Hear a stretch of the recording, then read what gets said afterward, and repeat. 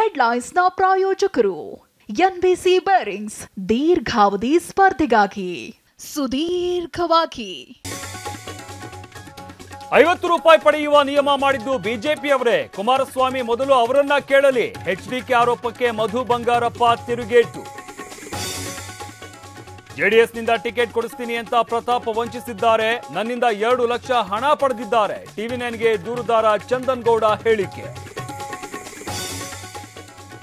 ಜೀವ ಉಳಿಸೋದಕ್ಕೆ ಮುಸ್ಲಿಮರ ರಕ್ತನಾದ್ರೂ ಕೊಡು, ದಲಿತರ ರಕ್ತನಾದ್ರೂ ಕೊಡು ಅಂತೇವೆ. ರಕ್ತ ಹಾಕಿಸಿಕೊಂಡು ಬಂದು ಹೊಡೆದಾಡ್ತೇವೆ.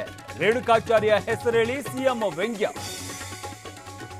ನಾನು ಪ್ರೀತಂ ಗೌಡ ಪಿತೂರಿಗೆ ಬಲಿಯಾಗಿದ್ದೇವೆ. ಕೆಲವು ಸಲ ವಿಷಕಂಠ ಆಗಬೇಕಾಗತ್ತೆ. ಬಿಜೆಪಿ ಜೆಡಿಎಸ್ ಮೈತ್ರಿಗೆ ಸಿಟಿ ರವಿ ಅಸಮಾಧಾನ. ಇವತ್ತು ಬಿಜೆಪಿ ಕಾರ್ಯಕರ್ತರಿಗೆ ಹೆಮ್ಮೆ, ಗೌರವದ ದಿನ. ಅಡ್ವಾಣಿಯವರ ದೇಶ ಸೇವೆಗೆ ಭಾರತ ರತ್ನ ನೀಡಲಾಗಿದೆ. ಒಡಿಶಾದ ಸಂಬಲ್ಪುರದಲ್ಲಿ ಪ್ರಧಾನಿ ಮೋದಿ ಹೇಳಿಕೆ.